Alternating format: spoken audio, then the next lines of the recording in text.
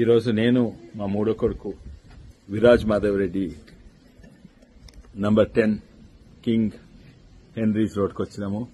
ఇది అంబేద్కర్ గారు ఉన్న ఇల్లు. స్టూడెంట్ గా అంబేద్కర్ గారు లండన్ స్కూల్ ఆఫ్ ఎకనామిక్స్ లా చదివేటప్పుడు ఇదే ఇంట్లో ఉండేది. ఈ ఇల్లు దూరం నుంచి కూడా చూస్తాం.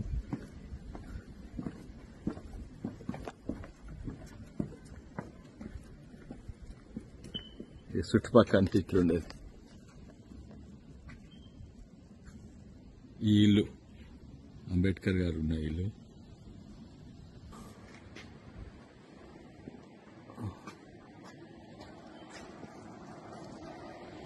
వాళ్ళ ఇంటి ముంగాలు ఉన్న ఇల్లు ఇది.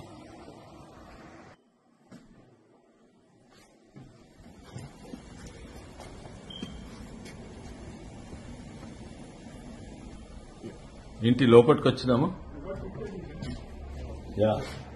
ఇంటి లోపలికి వచ్చినాము. ఇది అంబేద్కర్ గారి ఇల్లు. ఇంట్లో ఒక బెడ్రూమ్లు ఉండేది. అంబేద్కర్ గారిను చాలా మంది అపార్థం చేసుకున్నారు. ఓసీలు, ఫార్వర్డ్ క్లాసులు, అట్లనే దళితులు కూడా ఎంతో మంది అంబేద్కర్ గారిని అపార్థం చేసుకున్నారు. ఇది నిజంగానే అంబేద్కర్ గారు ప్రత్యేకంగా తను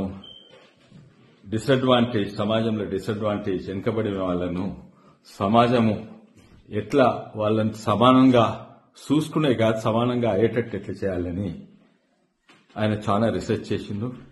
నాకు సంతోషం ఈరోజు ఇక్కడికి వచ్చినాము. ఎందుకంటే ప్రత్యేకంగా నేను మా కొడుకుతోటి ఇచ్చినాము. మా కుటుంబంలో మేమిద్దరమే ఒక హార్వర్డ్ లో ఒక కోర్స్ చేసినాము. అది హార్వర్డ్ కోర్సు. అది justice, what is the right thing to do. And ఇది అంబేద్కర్ గారు ఉన్న ఇల్లు. ఇది కింద వెనుక చిన్న చిన్న గార్డెన్ ఉంది. అది కూడా అంబేద్కర్ గారి అక్కడనే ఉండేది. మా ఇంకో కజిన్ కూడా వచ్చిండు, సంజయ్, హ్యూస్టన్ నుంచి.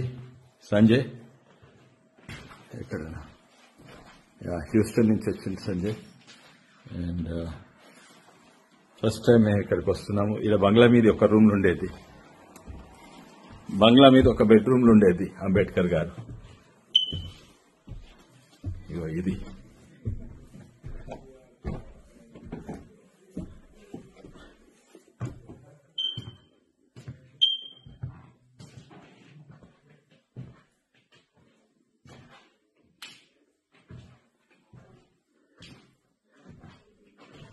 ఆయనకు ఇంగ్లాండ్నే చదువుకునే అవకాశం కాదు, అమెరికాలో కూడా చదువుకుండు.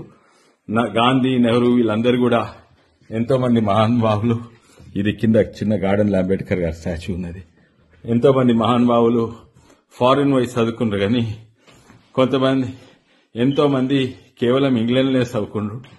ఇక్కడ ఆలోచన విధానాలు వేరే ఉంటాయి. కానీ అంబేద్కర్ గారు ఒక్కరే ఇంగ్లాండ్లా మరి అమెరికాలో చదువుకున్న గొప్ప వ్యక్తి అంబేద్కర్ గారే.